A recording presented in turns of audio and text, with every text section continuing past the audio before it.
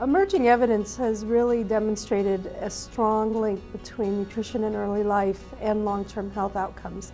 And this can be both prenatal nutrition as well as postnatal nutrition.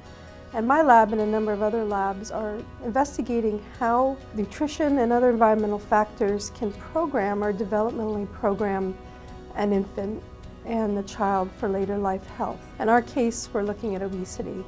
And we've taken what's called a cell-to-society approach within the socio-ecological model, where we're starting at the very beginning with that infant or child and their own inherent genetic risk factor. And then as we go out through the various spheres, we start to look at what's happening in the family, in the daycare setting, what's in the community in terms of access to physical activity. Every sphere builds out from that child and their genetic risk all the way out to society. IHSI can help be the linkage between people doing basic science, people doing engineering, and clinical partners who can take advantage of the inventions and discoveries and the passion of the scientists, who can provide an outlet for translating the things that happen in the laboratories into the clinic. We've taken a cells-to-society approach in our Strong Kids program, which is the synergistic theory and research on nutrition and growth that would be following children and families through these early years of life, which are very important for the onset of obesity. But that genetic predisposition interacts with the environment, and so that's why we need to consider both the cell all the way to the society.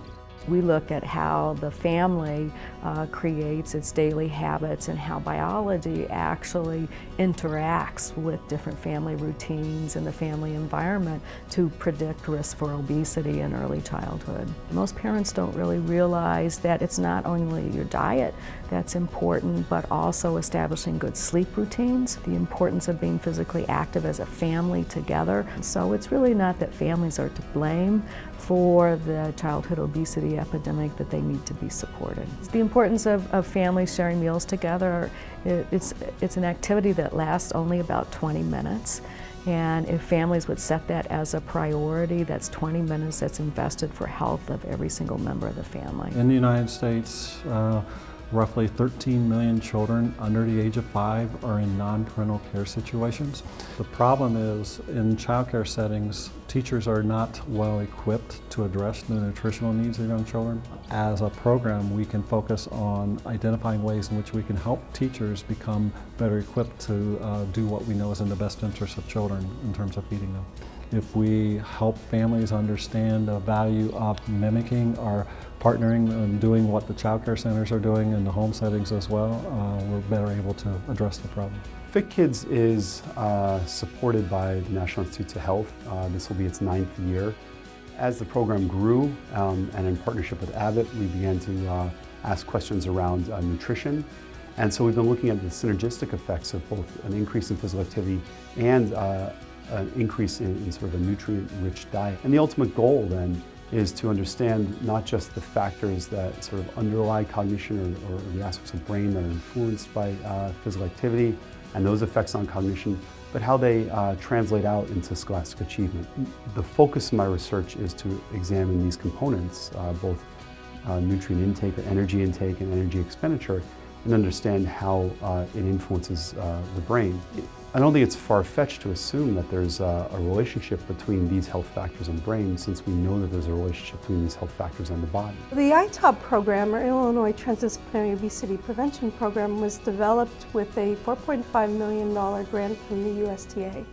We really looked at, again, the broad expertise that we have on this campus, but then also looked at what are the needs. So we developed a joint MPH-PhD degree because we felt it was very important that the students got that public health perspective and to talk across disciplines. We see that as one of our models, those kinds of programs where the goal is to build communities of interested researchers who reach out, find the right populations, get people engaged in activities that increase their healthfulness, build tools to measure the changes that occur, for example, in cognition and brain function as a result of exercise or fitness or better nutrition.